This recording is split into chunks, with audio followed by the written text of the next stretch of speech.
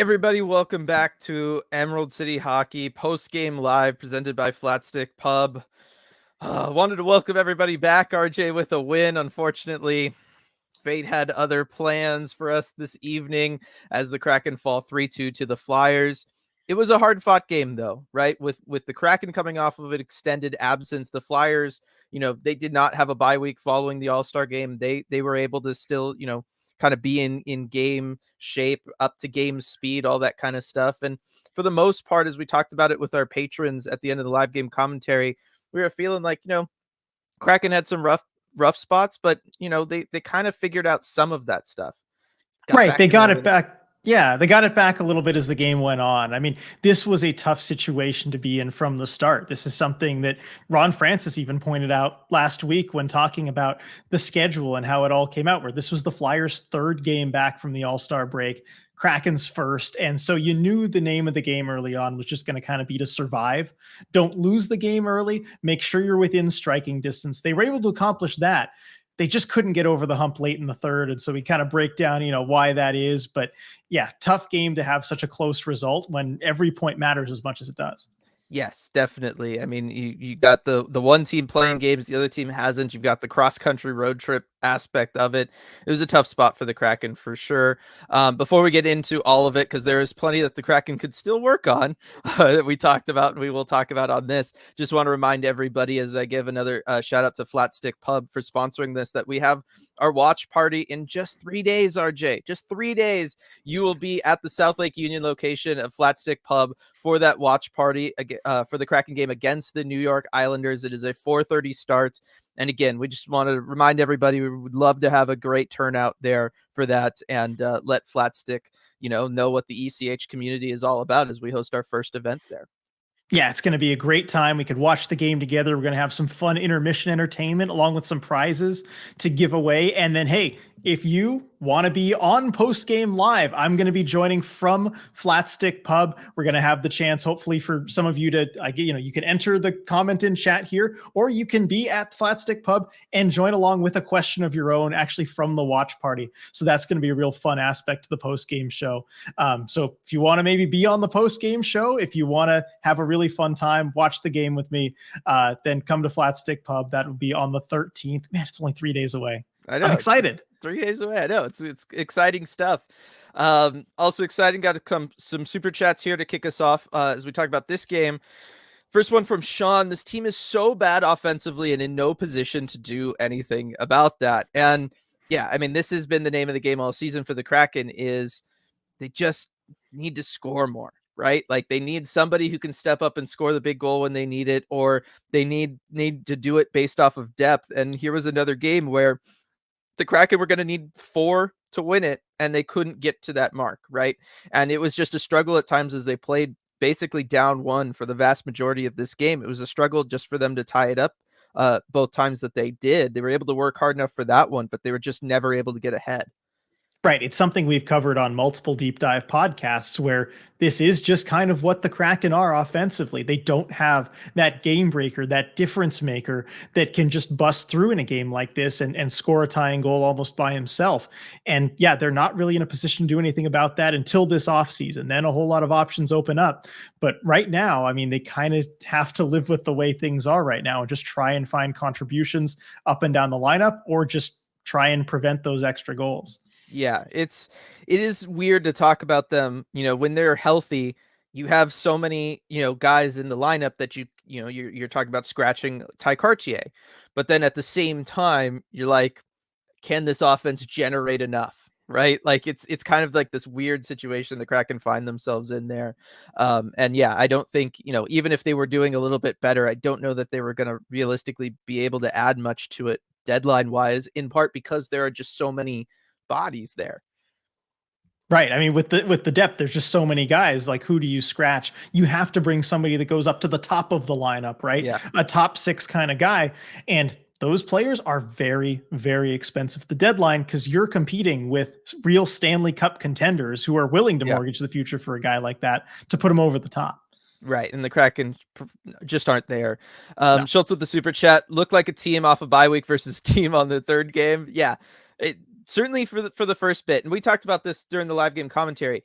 You give the Kraken the first period, right? Knock off the rust, get used to game speed, right? Like I talked about it. There's no way to simulate game speed, right? That is just something you have to get back into and you have to find your footing. I'm willing to give them the first 20 minutes there. And you know what? The Kraken looked very rusty in those first 20 minutes. You were seeing passes just kind of off from each other. They were giving up a couple breakaways to the Flyers. Joey looked a little rusty, right? Especially with that second Flyers goal in this one. That was one that was, wasn't a great one to give up, that's for sure. But after that, it felt like the Kraken did break through that kind of rust aspect, RJ, right? Joey stepped up. He was making a lot of saves. A lot of other guys in the lineup seemed to. It was just, they still just had these long stretches. I mean, 2 separate 10-minute stretches without a shot. Just got to do more than that. Right. I mean, sometimes it's as simple as that. You just have to get more pucks to the net. And I mean, there was rust all around. Joey, after that second, I mean, that's the softest goal that he has allowed in, I mean, maybe all season. He's played so well, I can't remember another one like that. But he was dialed in afterwards, so he did what he needed to do after that. But yeah, the rust just never fully got shaken off. We expected to see them come out really strong in the second period, right? That's kind of what we were talking about. Get that intermission under you, make some adjustments, and go out there, take over this game. And it just didn't really happen for them. No, and it didn't really come together in the third period either when they needed it. Got outshot 14-2 in the third. I mean, again, this is a game you were down by 1 for almost all of it. You need to be a little bit better than that. Light with the super chat here. Frustrating loss. Not as bad as last game, which very true. I will say that. But still not good. Maddie, Joey, and Riker look good tonight at least. Yeah, Maddie, RJ almost had a goal. He had a goal for a little while. He did, yeah, briefly on the Tatar goal. I guess he had tipped that puck, or they thought he did, gave it to him at the intermission, took it back away, which unfortunate because that would have been a much needed confidence boost for him. I think we were looking back and it would have been his first goal in over a month and his third goal since November. Yeah, and it was a great play from him too, right? Like that's something that we don't often see Maddie do, the kind of moving screen in front like that. But it's such a valuable tool. It's such a valuable thing, especially against a goaltender like Cal Peterson, who's he's not a world beater, right? In net for the Flyers tonight. So you get bodies in front of him, you take away his sight lines. And yeah, it would have been a great one because I would love to see Maddie play like that more in the future, right? And so to have him be rewarded in that. Now, personally, I would say they got the goal, right? Tatar scores the goal anyway. It's not like the goal didn't count or something, right? Which is a whole other side of this goal that we could talk about. But the goal was still scored, and it was still scored because of what Maddie did net front, right? Like that is what allows this goal to happen. So I still hope that he takes that lesson away. But I do got to think that, getting back on the board in over a month would be a lot better for that. Probably. It would. And getting rewarded for, again, that's what you were begging somebody, anybody to do, is just go to the net, get those kind of crossing screens and try and get a tip or something in there. Yeah. Lindsay kicked things off in chat with, we waited 10 days for that. Straight up, not a fun game to watch. Yeah, it was not the most entertaining Kraken game. That is for sure, right? Like, again, you have 2 10-minute stretches without a shot on goal. Granted, you did hit a post in one of those 10-minute stretches. Not a great consolation prize. I will give everybody that.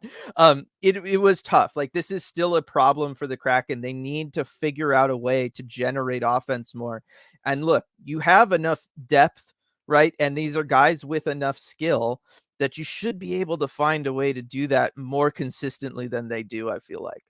Right. And it doesn't take everybody all at once. It just takes somebody has to kind of be the ones to step up. And unfortunately, I think when you see a team like Philly that knows what they're all about, that can, defend in the way that they do, we're later in the game. They're good at kind of suppressing those shots.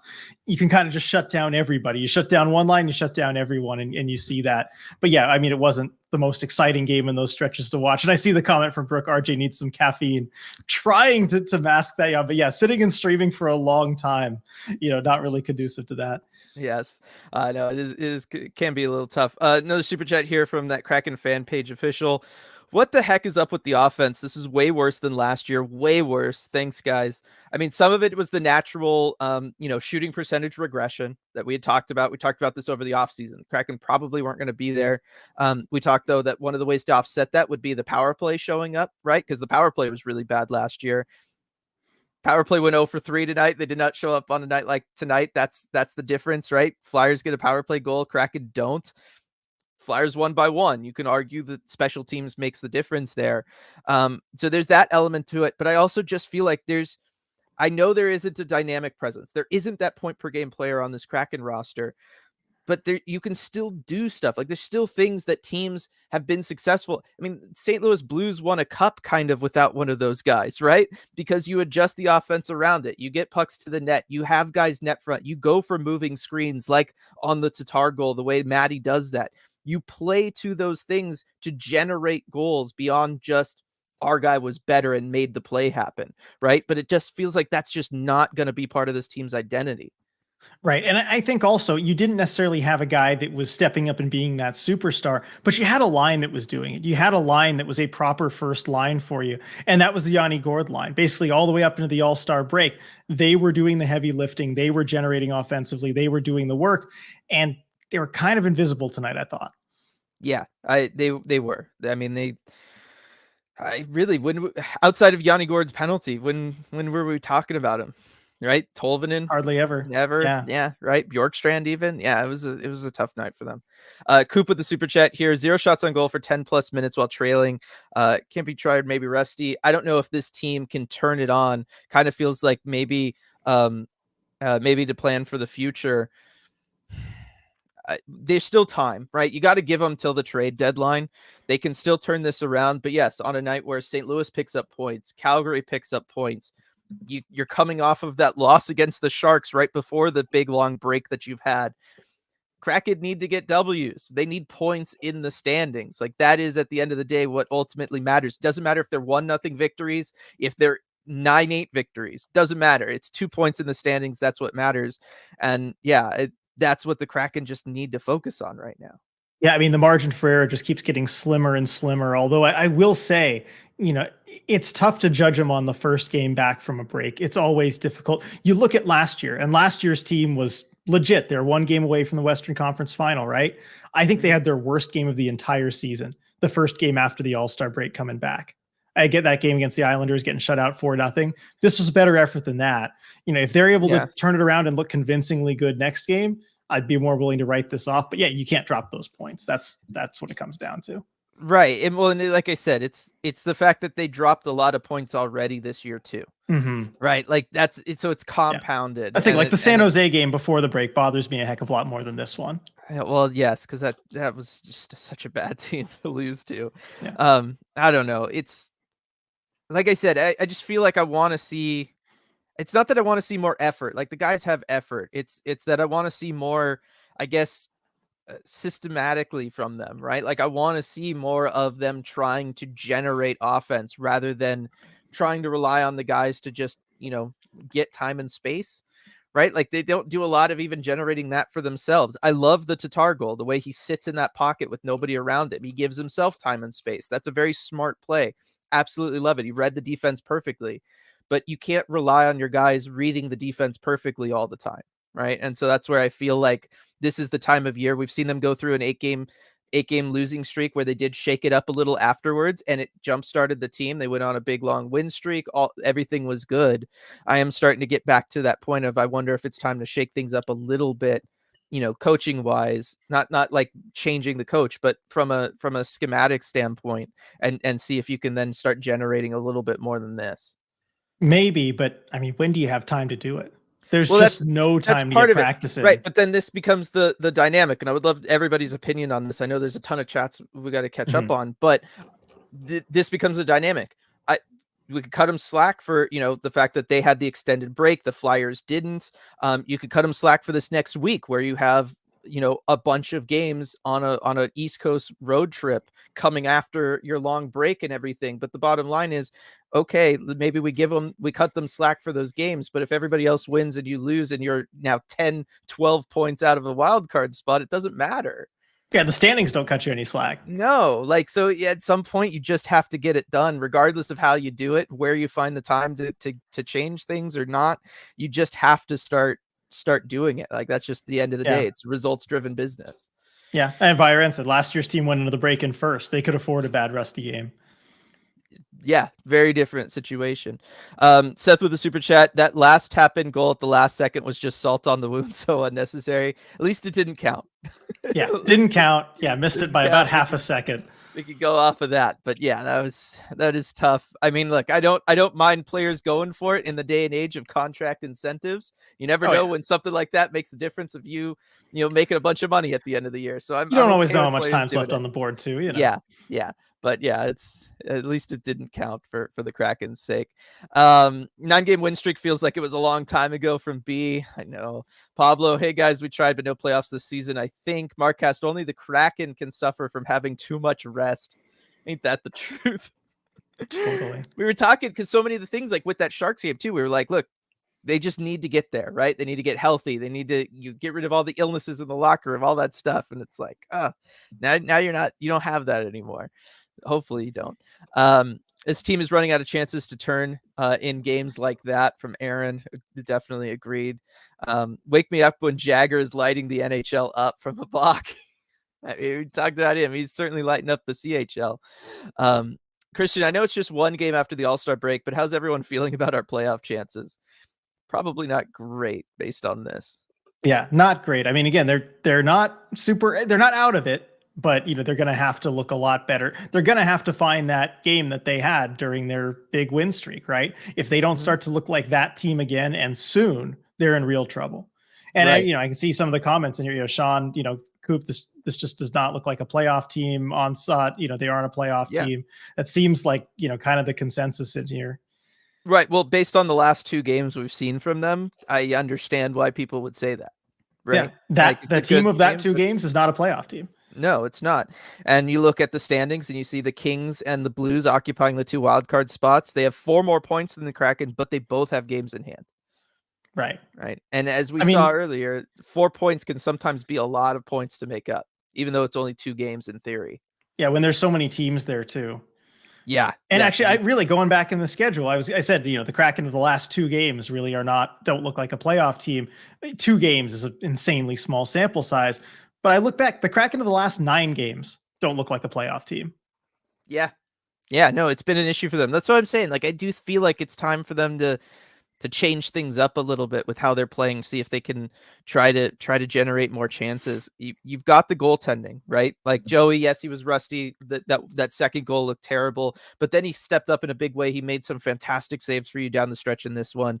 Got to imagine he'll continue to do so for you the rest of the way. You just got to find a way to score. Like, that is the thing that holds this team back right now. Yeah. That's the area to focus on. Yes. Lindsay, generally don't think I've enjoyed watching this team play since the Chicago win. So many frustrating games in there. This is hard to watch. I mean, going to what we were just talking about, right? Like, it's been a struggle for them. Even the wins have been a real struggle. It feels like the last little bit. Lindsay, also maybe the real playoffs was the Winter Classic win we made along the way.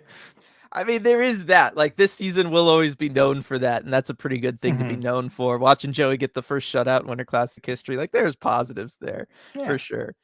They're missing the grit they had last season. Second fewest comeback wins in the NHL. 10 days off, no excuses anymore from Nicole. I mean, that is another thing, right? We saw that graphic. We talked about that during the live game commentary.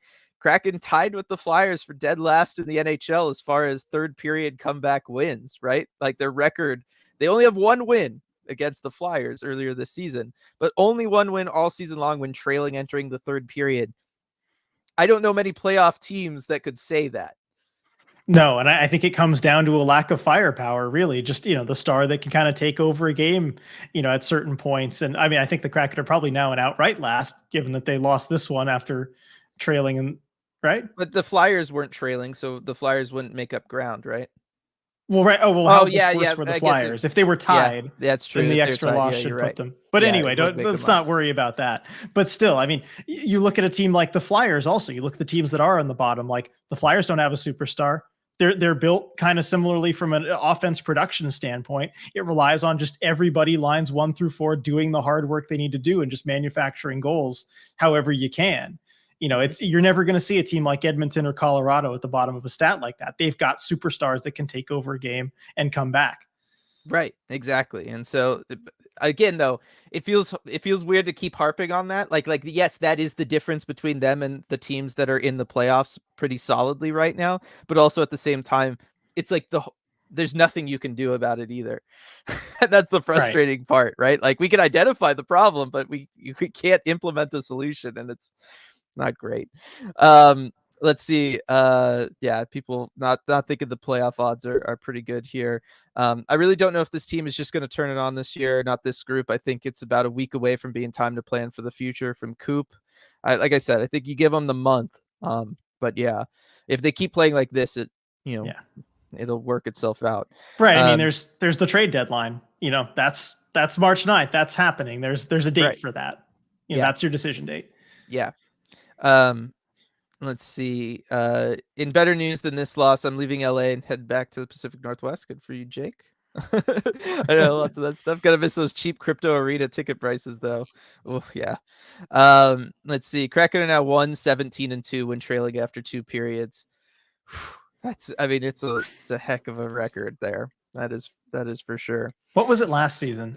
You remember? Does anyone? I bet Viren could find that in like 5 seconds, but not to put that on her. But anyway, I was gonna say, some calls to start selling, all that kind of stuff. Pablo need to beat the Devils in their next game, no doubt about it. Yeah, I mean, and that's the tough spot about this, right? You got back-to-back next. Oh, that's right. Like Monday, Tuesday, like here we go. Doesn't get any easier. And then a game on Thursday, I believe. Yes, Monday, Tuesday, Thursday. So you have 3 games in 4 days after tomorrow. Like it's brutal. But and then 3 days off. Right. But and again, that's a really brutal stretch, and it would be really easy to cut them slack. But again, you haven't put yourself. You can't afford it. Yeah, you can't afford it. You didn't give yourself the leeway to do that. Kraken have no chance to get to first overall. We'd have to lose every single game. Yeah, for the people who are thinking about tanking down, that is, yeah, you're caught in no man's land right now, basically. If we're being real about the Kraken situation, like you have much better chances of making the playoffs than you do securing the first overall pick. Much better. So in that sense, you got to go for that. But yeah, Ricky, prep for that offer sheet for Pettersson. Let's go. Let's do it. And then Light with the super chat here. Ask Rangers what a sign and trade for Kakko costs. He wouldn't fix this though. No, he doesn't. He's not one of those like transcendent guys. Yeah. No, he's more of the same. Like I don't think that would really help all that much realistically. And Lindsay, then like while we're on, go ahead. Yeah, good. No, go for it. Say while we're on the topic, because it's further down in chat, but I see from like VireN just asking an interesting. I love these kind of hypotheticals, even though it's not something they'd really do. But like if the priority is this year's performance because the franchise simply cannot afford to miss the playoffs this year, who might we be available if we were willing to part with Shane Wright plus? Note, I think this is a bad idea, but I also think refusing to sell at all because they aren't mathematically eliminated and are afraid of the NBA and or season ticket holders is also a bad idea. I mean, Jake Gensel is probably the best you could hope to do, right? Absolutely. He would be the guy to go after. It's tough, right? Because like I like Jake Gensel, but like we also still need to see Jake Gensel away from Pittsburgh, away from Sidney Crosby. Right. Like, and so, I've heard him connected to Edmonton. Well, that's fine. He can go from Sidney Crosby to one of Draisaitl or McDavid. He'll probably be okay. There's no Crosby McDavid person on the Kraken, right? Like, who is the guy who's taking a lot of pressure off Gensel and letting him be open at times or feeding him, great passes the way those guys do on this team? Alex Wenberg. I legit think he would be the best guy to play with him, right? But like still, that's a huge difference. So I don't know what like level of production Jake Gensel would realistically have on the roster. Yeah, no, I mean it's a huge question mark and on an expiring deal. Like it's a the idea all around. It is. But that's probably the most talented guy that fits the need they have. Yes, he is the person. Lindsay, enough with the stupid penalties. Even when you kill them off, it's still 2 very valuable minutes off the clock. Yes, I mean that is what helped contribute to those long stretches without a shot. Was we had multiple iffy penalties. I think the big one was the Will Borgen delay of game 1. Right, like that one was unforced brutal. Error. That one was brutal. We could debate the Alexiak one. But again, it just came at a bad time for the Kraken. Yeah. Like you just can't afford that in that moment. Right. But yes, And that is a Viren problem for them. took under 3 minutes here to get this. Last year they were 3-22-1 when trailing after 2. All right, so see, they weren't very good last year either. There's time to beat that. Yeah, there is. Three wins. I wonder the if that's rest a of the way. typical, if that's just a typical record, if teams like really yeah, I are would kind of imagine screwed it after wouldn't. trailing after 2, because it does also capture a lot of games where you're losing by a lot of goals. Like Yeah. the one I really was, just trailing by 1 goal after 2. Yeah, no, I wouldn't imagine that any team would be, certainly above 500, much less Yeah. close to 500. But they're still not good, right? You're talking about 3 wins in a year at 82. Let's see. The Titanic has less rust on it than this team from Edward. That's a good one. Mason, I think it's very evident at this point that Riker Evans is going to be a good top pair offensive defenseman, but he is not NHL ready yet. I think he's NHL ready, but I think just for what he is doing right now, right? Like he's still making rookie mistakes, but that's fine. He's got to make them at some point, so he might as well make them now. And you're sheltering him minutes wise because of it. And we were talking about this because we floated a Chris Tanev trade during the thing, right? And how that would shake out for the defense, and it would probably mean Riker gets sent down, Borgen gets pushed down the lineup. Who runs your other power play, right? You have Vince Dunn as a power play guy. They have nobody else on their blue line who can run a power play. We came up with the best solution when we go 5 forwards. And so I think that's also partly why we're seeing Riker right now, is because he can run the power play. So that kind of means he has to be here at this level right now. I know there's Justin Schultz, but well, I mean, but they're basically interchangeable. One of him or Schultz would be the second power play quarterback. Aside from that, they don't really have anybody. Right. And Riker's been better than Schultz, seemingly. I think so. I would say so. Like, I think everybody would probably agree. And speaking of Schultz, Sean says, surprised we haven't discussed the Schultz situation, like someone was saying his wife is pregnant. I saw that too, but I just saw somebody talk about it, so I can't confirm or whatever. But hopefully that's all it is. Yeah, I mean, that would be the best reason for his absence, for sure. And Hackstall did say this morning, he's like, he'll be back with us in like a couple days or something. So he said it won't be a long-term thing. Yeah. So that bodes well too. Let's see. Unfortunately, this team is what it is after 50 games. They can't score enough and are getting zero production from Maddie, Burakovsky, Everly, etc. It's really tough. I mean, Maddie, we've talked about extensively this year, and the kind of effort and production he brings that isn't counting stats based. And I feel like tonight was the night where we did a lot of that with Berkey. Right. There was like lots of moments where Andrei Burakovsky was really like putting in work and doing some good stuff. There was times where he was the best defender on this entire team, where he was making plays defensively way more than the defensemen were. But he's not putting pucks in net. He's not producing a ton of points. Like, it's, again, at the end of the day, like, you can have all these great players, but if just nobody's scoring and you're not winning, unfortunately. Right. Yeah, somebody has to break through with the production. Like it's fine if other people are doing it. Yeah. But I don't know. I did like what I saw from Berkey tonight, though. Yeah. Christian, I get teams go through streaks, but I'm so confused. Is this team good or not? Or is this just what hockey is like? We've both watched a lot of hockey. I don't remember a team that was as streaky as this. No, this team is exceptionally streaky. I think you look league wide over the last decade or so, you can find teams that were more streaky, but I mean, this team is exceptionally streaky. I mean, gosh, you could just separate it out to 8 or 9 game chunks and they just look entirely different. Yeah, no, they like only play in streaks. There's like no like back and forth to it at all. And I like everybody responding, we're mid. It's Ricky saying worse than good or bad. They are mid. It is oftentimes the worst place to be. Let's see. But rarely at once. Like it's good and then bad. I know. Like averages out to mid. Right. Because like there's been teams that I think of for streaks, right? Like the Penguins back in the day under Bilesma, right? They'd win like all the games every March and they'd go on some massive long win streak. But they didn't have losing streaks like this. Like their whole season wasn't built around being streaky the way this Kraken team is. No. Let's see. This was a very offensive effort by the Kraken. I, for one, was highly offended. Yes. Edward, of course, is good. Let's see. Yeah, I would agree with this too. It's boring hockey. I mean, we talked about that already, but like kind of needs to be talked about again. That's another thing you don't want to be. You don't want to be boring, right? Are, Like are you you could in be. the camp, Dylan? If you're gonna lose, like lose exciting. Yeah, absolutely. I think that's absolutely the way you do it because you know what? It's entertaining for fans.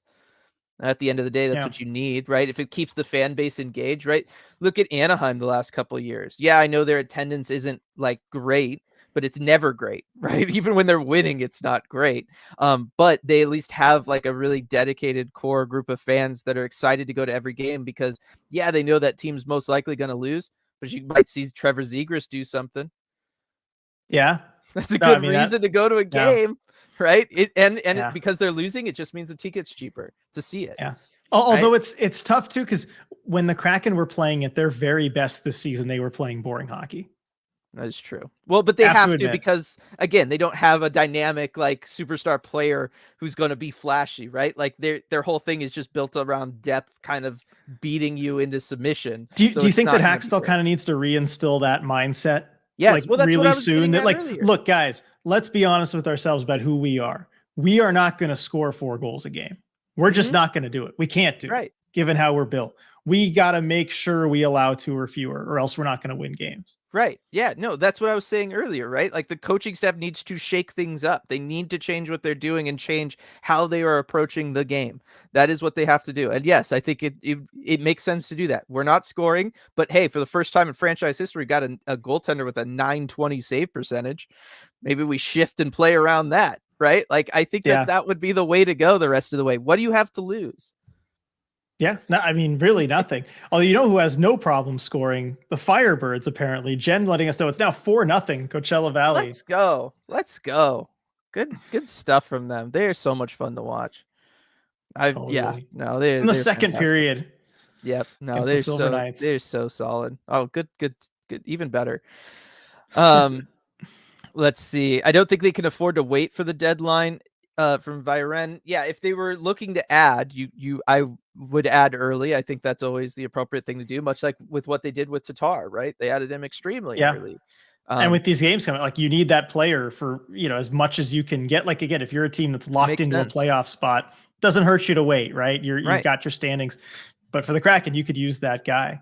Yeah, but again, yeah, go ahead. well, I was gonna say again though, are you really like going for that? Like No, I'm not. you No, I'm can't not. I'm commit saying to if it you're either for gonna them. add, doing it soon makes Yeah. sense. I Yeah. wouldn't. Super chat from Light though, saying Logan Morrison currently on hat trick watch. By the Oh, way, good for him. that's fun. Yeah. Yes, good for him for sure. Let's see. What has this team shown us to make us believe they can turn things around? 9-game win streak to then play terrible again. Well, other than just history would tell us that, they're due for a 9-game, win streak again. Yeah, as Something weird as it similar. is, I don't know. I felt more hopeless after their last long losing streak than I do now.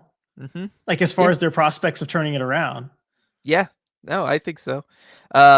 Light, I'll be real. I remember this exact same talk last February, so I'm not fully of the belief they can't get it together and sneak in when the whole West is an inconsistent nightmare. Yeah, but again, they had a cushion last year that they don't have this year. That's the difference.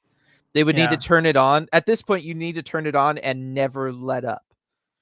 Right. That's the difference. Basically. Like that's the difference. Yeah. Because last year they were it's been a while since we've looked up what their record was at this point of the season last year. I feel like we were doing that all the time early in the season when we were feeling very doom and gloom and like, okay, let's compare it. Right. Like February. So anyway, I'll do some quick math. Okay. You can hold it down do that because I want to read this one from B. I mean, realistically, even if they manage to pull off another miracle win streak to get into the playoffs, there's still probably going to be a quick first round exit given how mid and streaky they've been, unless the streak is good, right? Like you look at that at the level that Joey was playing at during their point streak. We've seen teams go to the Stanley Cup Finals getting that level of goaltending performance, right? Like that is what playoff hockey oftentimes gets built around, right? Like there's so many teams you could point to and just point to, well, they were the streaky team. And so that is one of the things that does give me hope should they get to the playoffs is if they get on the right side of the streakiness, they can at least get a round win or two in. And then, who knows how long that actually lasts, right? Like winning 4 rounds probably a stretch for this team. I will give you that. But I think that it could end up in a similar spot to last year where you're able to get out of the first round, and then maybe the difference becomes you don't have a superstar you can lean on if things start to turn for you. Right. And this team, we've talked about it, they are built for the playoffs. They You just have are. to be able to get there. Like, especially if you're going to the playoffs on a streak where you're playing well. And the number one thing that matters in any playoff series ever is a hot goalie. And we know Joey Decord can play lights out. So, no, if they make it into the playoffs, I actually kind of like their chances of a first round upset. And, who knows how far they could go. It's just all about getting there. Yeah, agreed. Lindsay, over under on Philip Grubauer starts the rest of the year. Is he the league's most expensive backup goalie right now? Well, no, in the sense that like Jack Campbell is in the AHL. So he's, I guess, well, maybe then he doesn't qualify as a backup. Over under on Grubauer starts. Look, it's just going to come down to who's playing better, right? Hackstall's going to go with the guy that is playing better at any given time, whoever has got the hot streak. I like the idea of, kind of probably realistically, but given how they've played this year and everything, what do you think? We see Grubauer get every third game? Yeah, I mean, let's say there's 31 games left, Yeah, so so that every third game would be roughly 10. Yeah, so figure 10.5 to set the over-under, maybe 11.5 to set the over-under. Yeah, sounds about right. Yeah, if I have to give you a number, Lindsay, I think something around there. Yeah, and then Viren coming in here, got about the same time as I did, 29, 18, and 5 through February 10th of last year. I just went by number of games played. But if you look at points through 51 games, because that's where the Kraken are at right now, this year they got 52 points, as we know. Last year they had 63 points. So 11 more points by this number of games. So that is a sizable cushion there. Yeah, that's a huge difference. I mean, you add that on to what the Kraken are at right now, and they would be in third place in the division. They'd be above the Oilers. Yeah. You feel differently, if you're above the Oilers. Yeah, that's very, very different. So, yeah. Julia, I'd say Travis Konechny is more of a star than anyone we have. I probably agree with that. I mean, Jared McCann, right? Like Jared McCann. McCann's more of a star. McCann's more of a star. Like he has more upside goal wise. Like, because that's what makes Konechny good, is that he's a rock solid 25 goal guy. McCann is a rock solid 30, 35 goal guy. Yeah. So, and Konechny brings a bit more of an edge and that stuff. But as far as just star power, but McCann brings but McCann, he can play on the PK and can shift to center when you need him to and stuff. So And then Viren pointed out Jack Campbell is cheaper than Grubauer. I was thinking that too. I know, but the fact that he's like not even NHL roster worthy, I figured outweighs the small difference in price there. Because it's how much is the difference there? Is it? I think it's 0.9. I think Campbell's 5 even and Grubauer's 5.9. I thought Campbell was almost 5, $1 million. 5. I thought Campbell was 5.5. So I'm like, I'd offset that. I mean, I'm just going off of memory, so I could be wrong, but I'm pretty sure he's 5 even. Yeah. Driegs got an assist in that Coachella game, by the way. Love it. Call up Driegs. Just have him play a second. I don't know. Joey can be the goalie, but he's the guy to break the puck out of the net. We need Chris Drieger. Have him score. Yeah. Make it out of the zone. I mean, let's see. Absurdly saying money, no object, and no cap considerations. What one player would you bring in to fix this team for this season? Well, I mean, if you can grab anybody, it's got to be Connor McDavid. Connor McDavid would be the guy, Sidney Crosby, Nathan McKinnon, like these would be the people. I think, again, if you're talking about people who would realistically be available, again, we probably come back to Jake Gensel. Although, again, if you're saying money's no object, no cap considerations, you could go offer sheet Pettersson like anything. Yeah, anything. Just as long, Pettersson come the off season and you try to take him away from Vancouver, I think would be the person. Yeah, pretty much. Let's see. Dunn and Lindsay proposing Austin Matthews instead, and I know you'd be sympathetic to that. I mean, look, he would score goals, right? Like he says, we're talking about the Kraken needing one more goal a game. That's basically just Austin Matthews. Like. Well, and I do think there's something to the fact, like we were talking about Jake Gensel, right? Part of why I think Jake Gensel works, having watched him basically his whole career in Pittsburgh, is the fact that not only is he getting, he's the beneficiary of plays coming from Sidney Crosby, right? Passes coming from Crosby or Malkin or whatever. It's the fact that defenses have to be looking at somebody else, right? Jake Gensel very rarely is the number one priority when he's out there. And so he's able then to create mismatches for himself because he is a skilled player. Like, he's definitely a skilled player in his own right. He would be putting up Pascal Dupuis numbers if he wasn't, right? Like, he would, that's the level of just riding Crosby's coattails. He's obviously above that.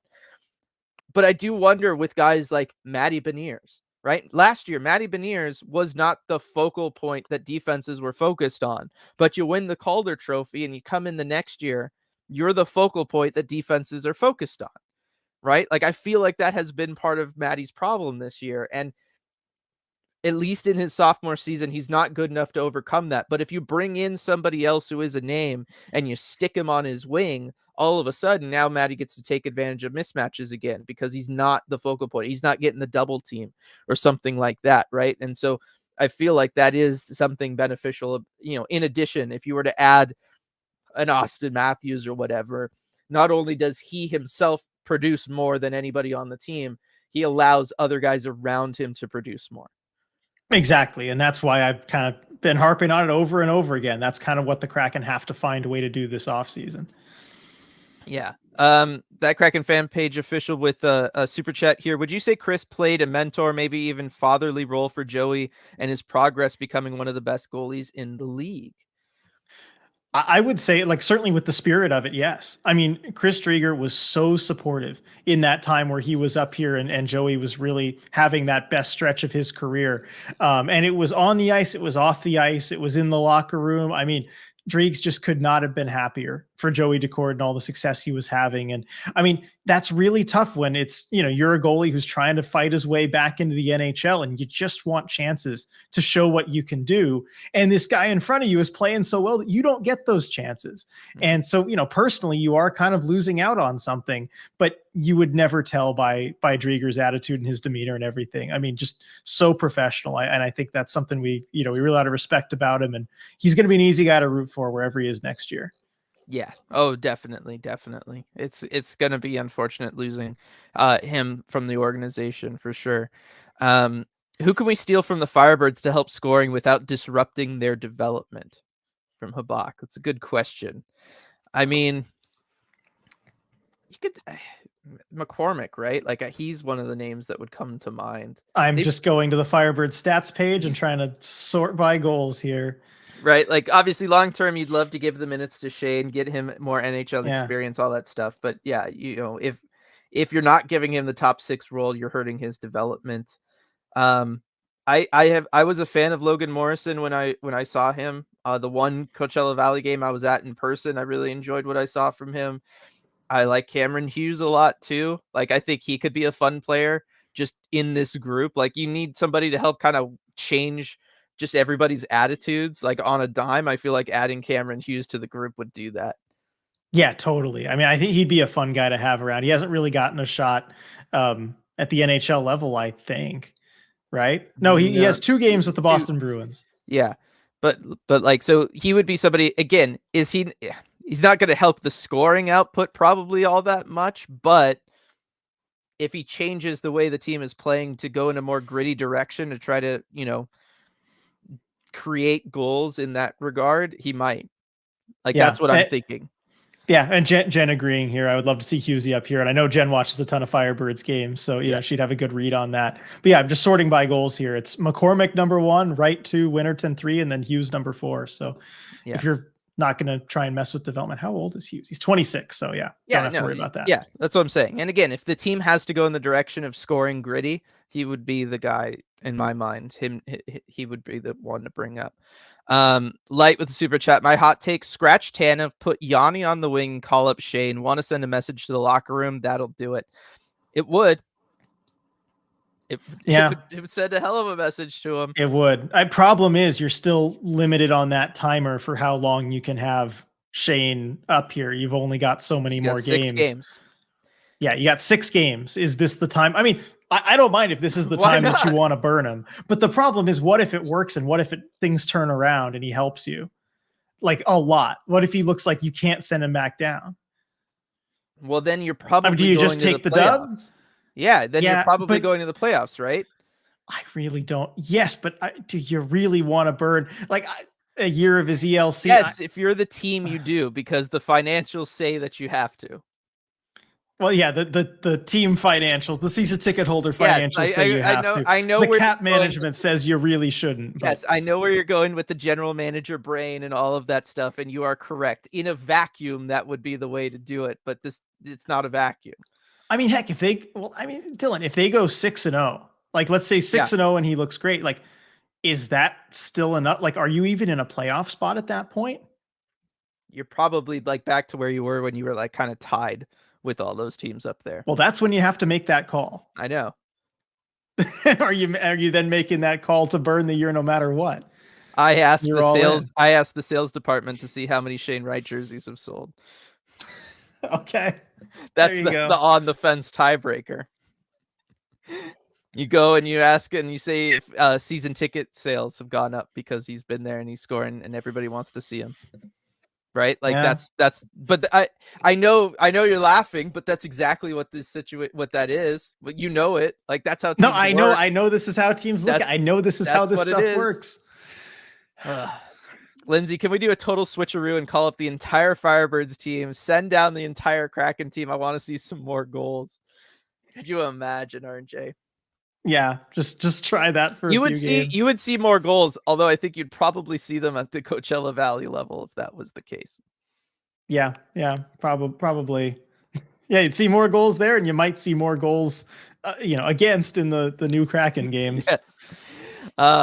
Let's see. Is there an argument that it's better to sell early in terms of return, or do people get desperate and overpay at the deadline? It can be. I think because obviously we saw the two big deals already happen, right? Sean Monahan to Winnipeg for a first and a conditional third, and then the Lindholm deal to Vancouver. In that sense, it benefits the Kraken being a team that waited to sell, because now Wenberg would probably be the top centerman on the market, right? The other two have already gone. He's the one left. So if there are teams desperate that still want to do something, they have to go to you. On the flip side, if the market was only Winnipeg and Vancouver, then you missed it and there is no market left. And so you're the desperate team trying to sell and you take less value. So you'd Right. have to know the overall scheme of it. Right. There's a different dynamic every year based on how many teams feel that they're in it. This year, one thing that's abundantly clear is it's very much a seller's market. Yeah. So, I mean, the Kraken can afford to wait as long as they're going to wait to trade these guys before the deadline. There's always going to be a big demand for centers this year because so many teams think they still got a shot. The Kraken being one of them. Mm-hmm. Let's see. Edward, I don't want to wait for the deadline to be over. I want to know right now what it will be. I don't want to wait for the deadline to be over. Will the Kraken sell or will we be sorry? I love the songs, man. They're so good. Oh man. Let's see. You wait to sell the teams and fill their needs. From on the onslaught there, answering that. Let's see. Well, Jack Campbell's apparently doing well at the AHL level. I mean, I'm happy for him turning it around, but also he should be. Yeah. I'd still rather have Grubauer.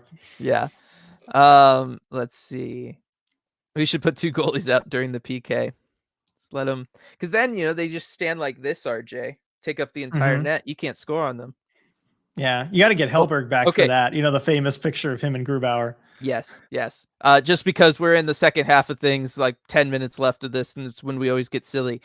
The NHL, RJ, as well as I do, their official rule book, tons and tons of loopholes, right?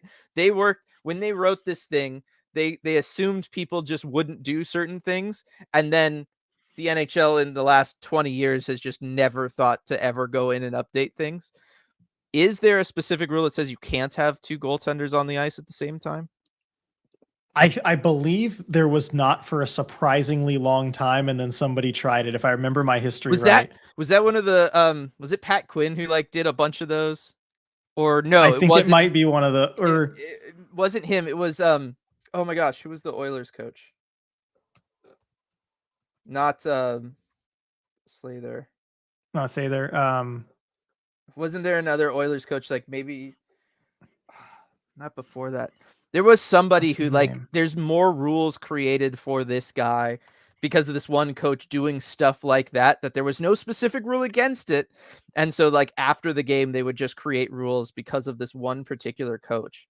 So the rule does exist now. Can confirm this. Each team shall be allowed one goalkeeper on the ice at one time. Okay, so it does exist now. All right. But yeah, I have The a goalkeeper, feeling I just like the language. The goalkeeper may be removed and another skater substituted. Such substitute shall not be permitted the privileges of the goalkeeper. you don't get the privileges. Oh my Yeah. gosh, that's No, good. no kisses from Jared McCann after the game. No. Nope, you don't get that. Nope. Oh man, here, take over for a sec because I'm determined to find this. I know where to go to find it. I just need to do it. Okay, good, good. I don't remember where we were in chat, so I'm just going to kind of read toward the bottom Yeah, of that's chat fine. here. Striatic Roger Nielsen, and he was with Vancouver, I think. Yes, it was. It was okay. You beat me to it. Cool. Well, Striatic beat you to it. Yes. Well, that's who I was talking to. Oh, okay, yeah, there we go. Edward, there's no rule saying a dog can't play hockey. That's probably true. Did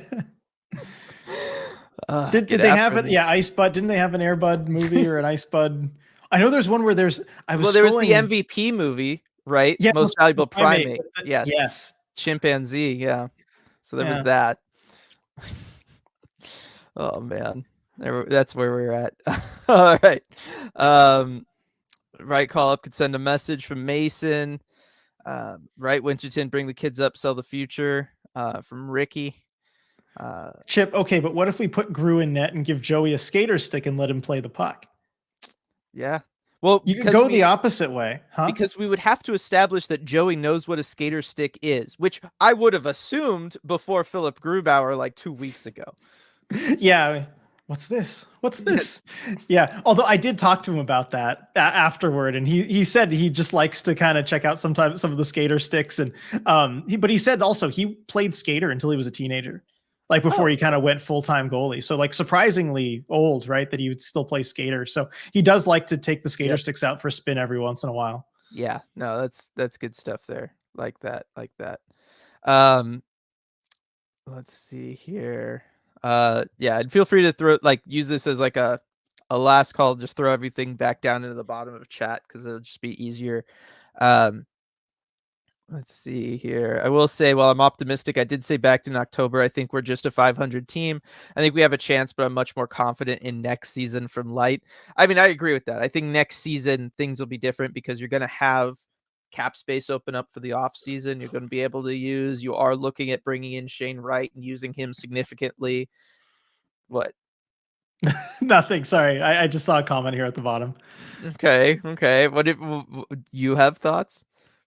No, I don't know. This is a comment. But did you tell Gru about the song?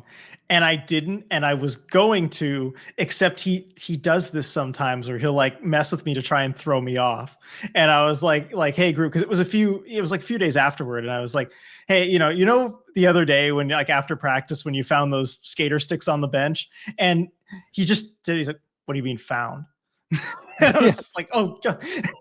He's done this like a few times now, and it just always like catches me off guard. And now I know to expect it, but that totally threw me off my line of questioning. And I'm like, all right, I'm not going to bring up the song, but I'm just going to be like, okay, like what was up with that? Was it a cool stick? Like why are you making that face? I mean, yeah. I mean, he gets to enjoy now, I guess, what I've enjoyed for a long time. That's the thing. It is fun to mess with me. I get it. And he's like the nicest guy afterwards, but I realize he'll like just he'll always start with something like that. Yeah, no, it's good stuff. Let's see. Light, speaking of, the Firebirds are one of the best AHL teams, pretty much exclusively off rookies. Amazing sign for the future of the franchise.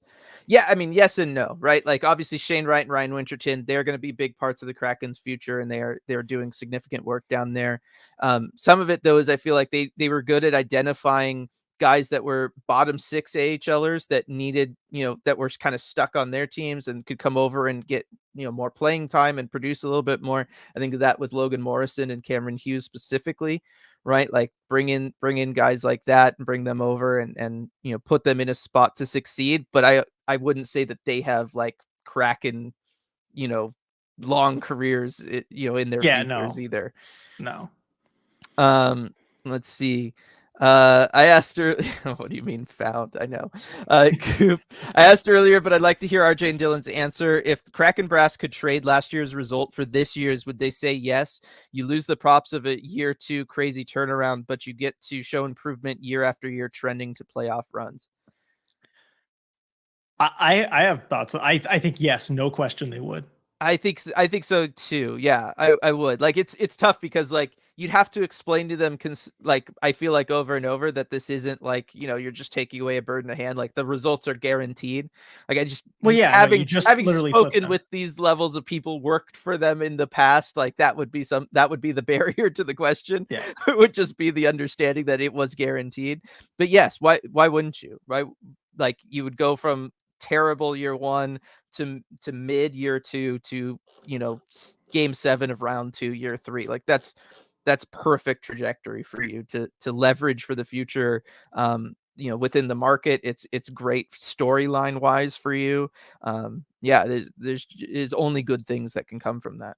Right. And if you're trying to sell season tickets after, a year 3 that was last season with all the promise in the world, like Yeah. absolutely, why wouldn't you? And then Coop adding, plus last year's draft was so valuable to draft high Yeah. versus this year's. Yeah. Yeah, that would have been a reason as well. Habak, don't laugh, but we should get Phil Kessel. Cups seem to follow him. I would have a fun time with that. I would be totally fine with that. You'd I have to mean, move up here for the rest of the season, I Dylan. would, but I would. No, it would be interesting. The only problem is like at some point age has to catch up with him, right? And his workout regime specifically / diet. Like at some point, I have to imagine that happens for Phil Kessel. Well, I mean, look, hot dogs don't ever like expire or degrade or go bad.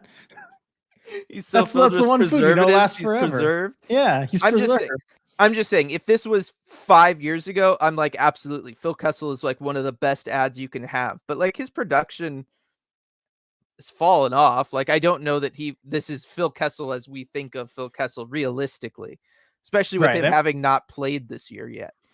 Right. I mean, he's got over the last 2 seasons, which mind you are 82 game seasons because he's an Iron Man and plays every game. Yeah. Only 22 total goals over 2 seasons. Yeah. That's not difference making production. It's better than Sean Monahan. Over 3 seasons. Just saying. Hot dogs get you cups. We shouldn't question him. Well, Sean Monahan's got the hot dog thing working for him too. Oh, that is true. That is a draft story for me with Sean Monahan. Yeah. Are you is it true though? Yeah, it's true. Yes, it is. That's what I thought. All right. I might be wrong about how much money Jack Campbell makes, but I know that. That actually is the way the trajectory should have gone, and you don't face the season ticket holder problem from Sean. Agreed. Absolutely saying this is one reason why I'm not impatient with this team. It's only year 3. Agreed. I mean, like that is still part of it, like long-term wise. It is only year 3.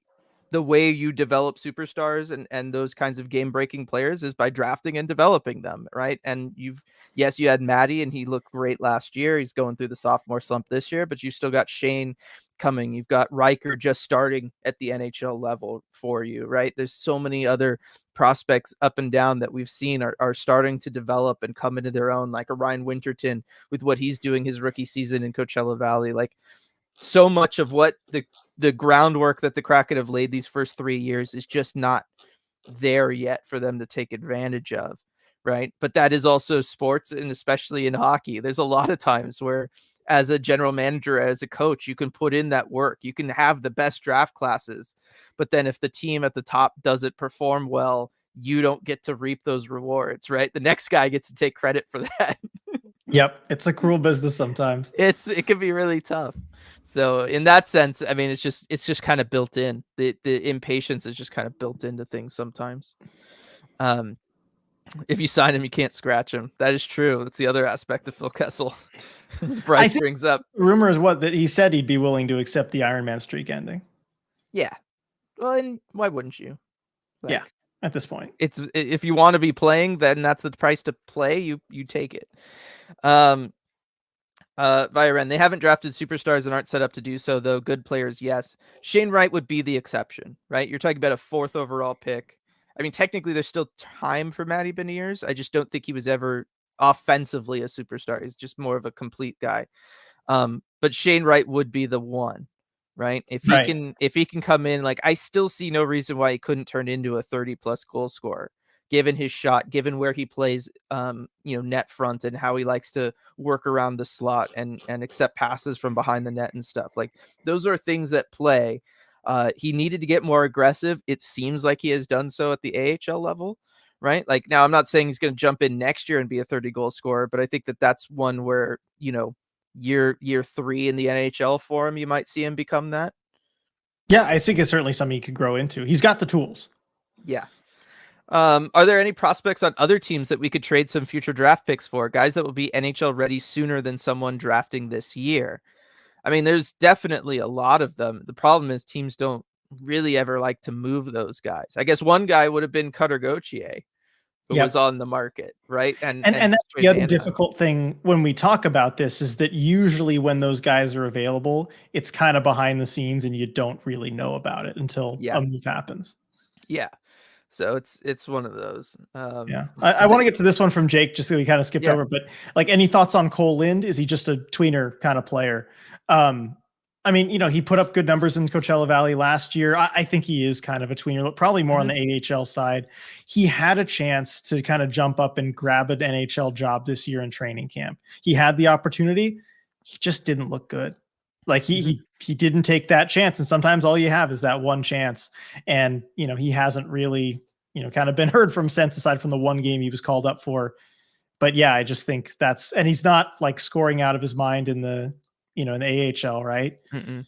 I mean, So he's putting together a good season, 39 points in 43 games, 30 assists in 43 games. Like he's a great setup man, but yeah, he's at this point when you get to 25, 26, right? Like the writing's on the wall basically, right? Where you're at that point is basically where you're going to be at.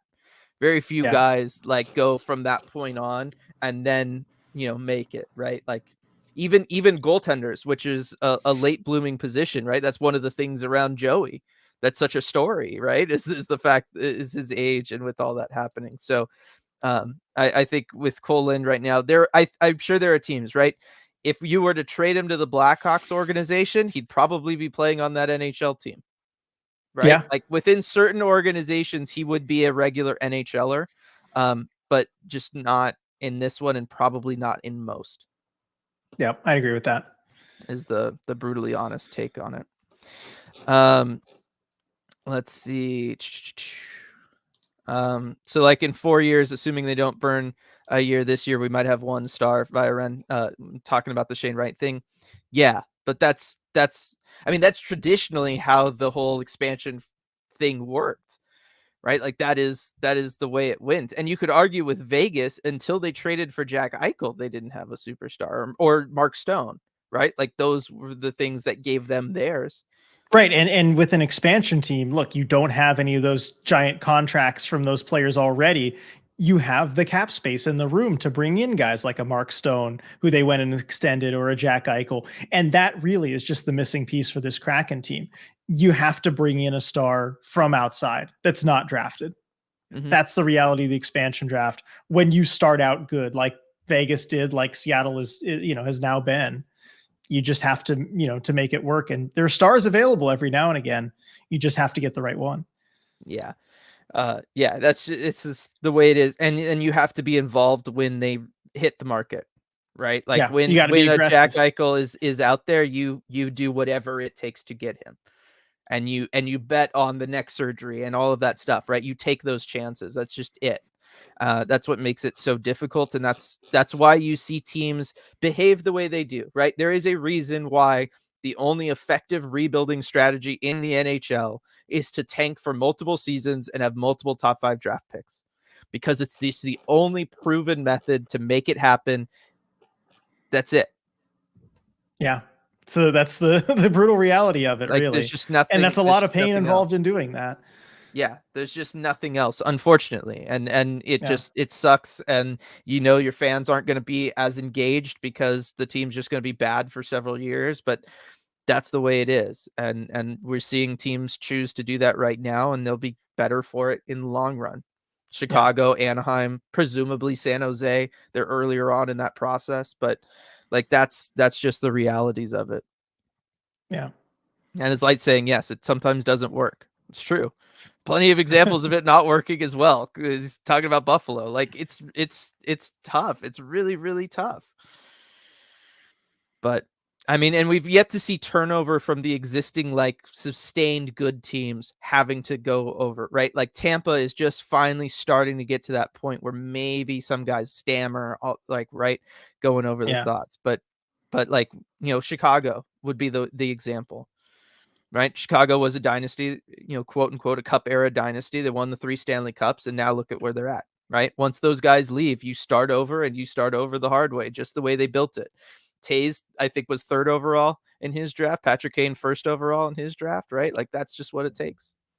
Yeah, you need those top draft picks and a few others to really pan out well. Duncan Keith, the Brett Seabrook, and yeah. Like it's just the way it is. That's the way it is in a league where you have 32 organizations and only one can win.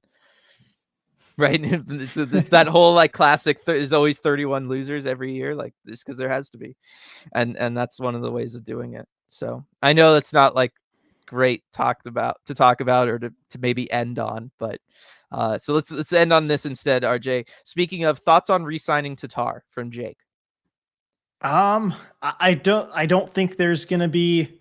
I guess if he'd sign cheap, I think he could be a good bargain signing if he's willing to sign on a cheap 1-year deal. And maybe he likes the fit here, and I do like the chemistry that he's shown with Matty Beniers. But certainly, if he's gonna want more money or a longer term deal, no. I mean, just the way I've mapped it out too is if you're bringing in a star player, if Shane Wright's coming up, if you're leaving us. Not leaving a spot, but say Winterton really outperforms and he earns a 4th line role or something. There's just not a lot of space among this forward group. So many of them are still under contract for next year. Really, it's just Eberle and Wenberg that are leaving you, and Wenberg will be replaced by Shane Wright. That's a given. And there's really only one spot available. Eberle's that should be replaced by a star forward. So I just there's not a ton of room for him. Yeah, well, then I mean, you do have like Tatar's spot, but yeah, that's yeah. I know where you're coming from. I would say that though that he has signaled that he is willing to take a cheaper 1-year deal because that's the deal he's on. He signed a 1-year 1.5 deal, so I would assume that he would be okay with that, given he just did that. Yeah, something similar. Certainly, if you have the cap space left over, I've got no problem with it. Yeah, definitely. So, there you go, everybody. We got lots more Kraken hockey to look forward to, though. I know, we're talking about like long-term stuff here, but the Kraken are right back at it on Monday. Gonna be right back at it on Tuesday, and you can join RJ at that South Lake Union location of Flatstick Pub to watch that game at 4:30 and hop on for post-game live later and all that great stuff if you're in the area. So, definitely want to shout that out one more time, because again, we really want a strong showing for that. It would mean a lot to us if we were able to get that. And then we'll see how the Kraken do against the Devils on Monday, RJ. Yeah, good news. Chance to get right back at it. 2 games coming up, and you could turn those 2 around, and it's a different conversation. Yeah, no, definitely get to build some momentum here. I think that would be some good stuff. And yes, congratulations, Light, by the way. Yeah, congrats, Light. Awesome. Yeah, that's great stuff. So, all right, everybody, we will see you all next time.